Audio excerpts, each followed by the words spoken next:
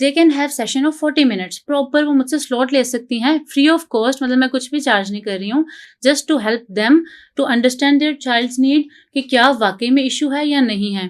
अगर हमें उस कंसल्टेशन में लगता है that there is some problem, बच्चा ऑटिज्म की तरफ जा रहा है या किसी और डिसेबिलिटी की तरफ जा रहा है, तो हम फिर फर्दर प्लान कर लेते हैं हिस्ट्री टेकिंग के सेशंस। क्या सिम्टम्स होते हैं, वो बिहेवियर कैसा होता है? ऑटिज्म जो है ना वो हम ये इस डिबेट में फंसे रहते हैं कि ये एक डिजीज है, ये एक डिसऑर्डर है। बच्चों की जो ब्रेन की वायरिंग है it's different from the other person. Even हम ऑटिज्म के ही बच्चों की भी बात करते हैं तो जरूरी नहीं है कि एक ऑटिस्टिक बच्चा दूसरे ऑटिस्टिक बच्चे जैसा होगा, उनके आपस में भी सिम्टम्स डिफरेंट हो सकते हैं। और जो ऑटिस्टिक बच्चे हैं बस ऐसा ही है कि हम उनको फिर जितना अर्ली डायग्नोसिस हो जाता है उतना बेहतर होता है। अस्सलाम वालेकुम and welcome to Farah Iqrar's podcast. आज मेरे साथ जो मेहमान शख्सियत मौजूद हैं, उन्होंने मुझसे खुद राबिता किया और उन्होंने कहा कि वो खिदमत खल्क के लिए जो काम करना चाहती हैं उसको लोगों तक पहुंचाना चाहती हैं।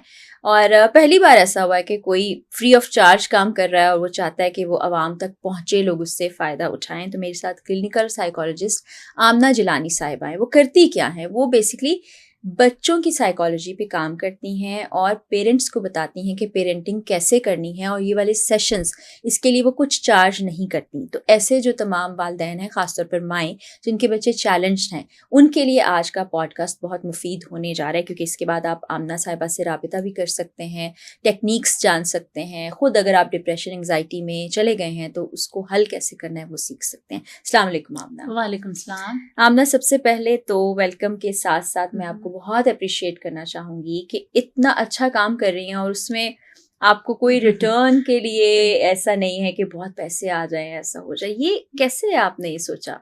Thank you so much first of all. और ये that's because of my father, I must say, क्योंकि ये उन्हीं की तरफ से इनिशिएटिव था।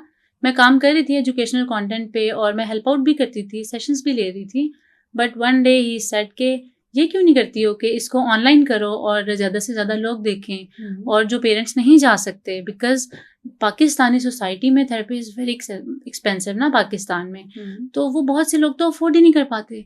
तो मेरे फादर ने ये मुझे आइडिया दिया and secondly my husband supported me और still he is supporting in every field, in every step. तो बस अल्हम्दुलिल्लाह, दैट्स बिकॉज ऑफ दैट। और फिर आपने बच्चों की फील्ड को ही क्यों चुना कि ऐसे बच्चे जो डिफरेंटली एबल्ड हैं उनके साथ आप काम करें, उनके पेरेंट्स के साथ काम करें? अच्छा, शुरू में तो I must say that was accidental, because मैंने जो इंटर्नशिप स्टार्ट की थी वो मैंने चाइल्ड में की थी और that was very tough, because एक ऑटिस्टिक बच्चे के साथ काम करना, सवेयर लेवल के ऑटिस्टिक के साथ, जो कि मुझसे पावर में भी 10x ज़्यादा है, उसको हैंडल करना, टेंट्रम्स को, ADHD के बच्चों के साथ बहुत डिफ़िकल्ट था। उस टाइम पे सोचा था स्विच कर जाऊंगी एडल्ट में, बट वो उसको जब मैं एंड तक लेके आई, वो इतना बॉन्ड स्ट्रॉन्ग हो चुका था और वो जो कनेक्शन था उन बच्चों के साथ, वो आई गेस कहीं ना कहीं इस सब की रीज़न की वजह है। अब ऐसे बच्चों को डील करना, उनको ट्रीट करना, उनकी थेरेपी करना कितना आपके लिए मुश्किल होता है? स्टार्टिंग में तो बहुत ज़्यादा था, because it required a lot of patience.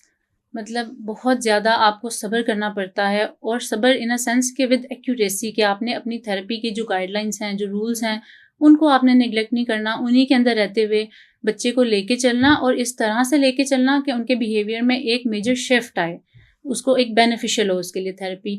ये बहुत डिफ़िकल्ट था स्टार्टिंग में, लेकिन ऑब्वियसली आप जिस तरह टाइम के साथ साथ काम करते हैं, इट्स बीन 5 years नाउ, तो अब ये है कि अब it's an easy thing for me. But फिर भी ऐसे बच्चे आ जाते हैं जो बहुत ज़्यादा चैलेंजिंग होते हैं, लेकिन फिर भी कर लेते हैं, क्योंकि ऐसे बच्चों के बिहेवियर में कुछ अलग होता है, बर्ताव अलग करते हैं, बहुत हाइपर भी हो जाते हैं। अच्छा, पेरेंट्स को ट्रेन करना ये बड़ा इम्पोर्टेंट है ना, आप जो कर रही हैं। ये सिलसिला कब से शुरू किया? पेरेंट्स आपसे राबिता कैसे करें? सेशन कब तक चलते हैं और क्या हेल्पफुल हो रहा है ये पेरेंट्स के लिए? हेल्पफुल ये बहुत ज़्यादा हो रहा है, और वो इस वजह से हो रहा है क्योंकि हमारी सोसाइटी में एक्सेप्टेंस की बहुत कमी है। इतने पेरेंट्स हैं, इतनी ज़्यादा माएँ हैं, अभी तक टिल डेट वो मुझसे कांटेक्ट करती हैं कि हमारे फैमिली वाले अलाउ नहीं कर रहे, लाइक वो कह रहे हैं कि बच्चे को कोई इशू नहीं है, बस ये बिगड़ा हुआ है लाड प्यार में, वक्त के साथ ठीक हो जाएगा, या फिर तुम्हें हैंडल नहीं करना आ रहा, तुम गलत कर रही हो। तो जब माएँ देखती हैं कि उनको किसी ना डॉक्टर के पास भी लेके जाने नहीं देते, या साइकेट्रिस्ट के पास या साइकोलॉजिस्ट के पास, तो ऐसी माएँ जब मुझसे रब्ता करती हैं और वो बताती हैं कि हम कहीं जा नहीं सकते, तो यहाँ पे फिर मेरा प्लेटफॉर्म उन्हें हेल्प करता है। Like from the comfort of your own room आप एक प्रोफेशनल एडवाइस भी नहीं, हेल्प ले सकती हैं, जिसमें आपको ये टेंशन नहीं है कि अगला बंदा मुझे गलत मशवरा दे रहा है। तो यहाँ पे ऐसा होता है कि उनको काउंसिल करना बहुत ईजी होता है। अब पहले मुश्किल था, लेकिन अब ये है कि मदर्स खुद चाहती हैं, और यू कैन अंडरस्टैंड कौन सी माँ ये नहीं चाहेगी कि उनका बच्चा जो है वो ठीक हो जाए। यहाँ बहुत सारे सवालात होते हैं उनके जहन में कि क्या कोई प्रॉब्लम है भी है कि नहीं है, या सिर्फ और सिर्फ तरबियत की वजह से है, पेरेंटिंग में बहुत लैग कर रहे होते हैं बाज़ औक़ात।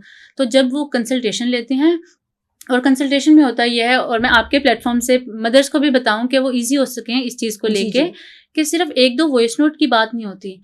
They can have session of 40 minutes proper, वो मुझसे स्लॉट ले सकती हैं फ्री ऑफ कॉस्ट, मतलब मैं कुछ भी चार्ज नहीं कर रही हूँ, just to help them to understand their child's need, कि क्या वाकई में इशू है या नहीं है।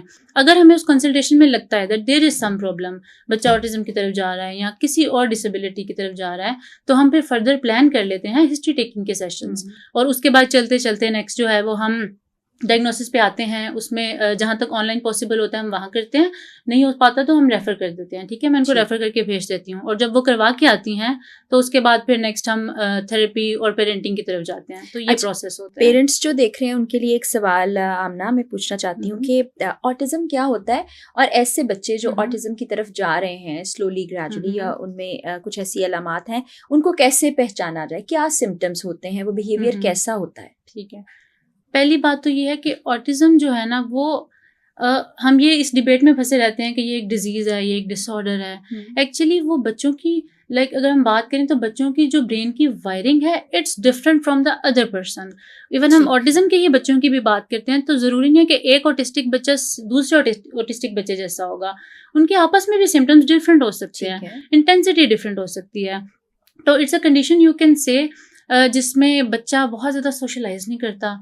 अच्छा, ऐसे जो बच्चे होते हैं ना उनके माइलस्टोन में ही आपको पता चलना शुरू हो जाता है कि बच्चा लेट चलना शुरू करेगा, और स्पीच डिले बहुत ज़्यादा आ रहा होता है, कम्युनिकेशन गैप आ रहा होता है, उसके अलावा फिक्सेशंस हो जाती हैं, रिपीटेटिव मूवमेंट्स होती हैं बच्चों की, और बच्चा कम्युनिकेट नहीं कर पाता। और सबसे एक और बात जो बहुत इंपॉर्टेंट है ऑटिज्म से रिलेटेड, जो that's why I am here to help mothers, के कुछ चीज़ें होती हैं जो आप रैंडमली नेट से इधर उधर से पढ़ के आप समझ लेंगे, अंडरस्टैंड कर लेंगे, बट डीप डाउन एक ऑटिस्टिक बच्चे की जो नीड्स हैं वो कहीं आगे हैं उससे। अब इन बच्चों को सेंसरी इश्यूज आ रहे होते हैं रिलेटेड टू 5 सेंसेस, वो कुछ भी हो सकते हैं, हेयरिंग से रिलेटेड हो सकता है, टच से रिलेटेड टेक्टाइल इश्यूज आ रहे होते हैं, टेस्ट से रिलेटेड हो सकता है, और भी बहुत सारे होते हैं जो पेरेंट्स को पता ही नहीं होते कि ये भी इशू है।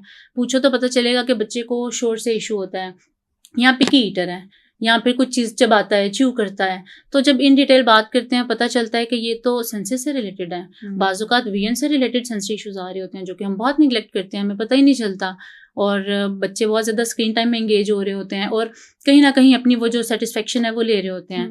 तो ये जो चीज़ें हैं ये तभी आपको पता चलेंगी जब आप एक एक्सपर्ट से बात करेंगे। और जो ऑटिस्टिक बच्चे हैं बस ऐसा ही है कि हम उनको फिर जितना अर्ली डायग्नोसिस हो जाता है उतना बेहतर होता है। ऐसा है कि 2.5 साल से अबव जो भी बच्चा है हम उसको ऑब्जर्व करना स्टार्ट करते हैं और फिर डायग्नोसिस की तरफ लेके जाते हैं। और एक दफ़ा डायग्नोसिस हो जाए ना तो ऑटिज्म में जो है वो थेरेपी, अर्ली थेरेपी यही बेनिफिशियल होती है। जितना आप लेट करेंगे बच्चे वो बिहेवियर्स को लर्न कर लेते हैं, और फिर उन्हें अनलर्न करना it's very difficult for parents as well as for the therapist.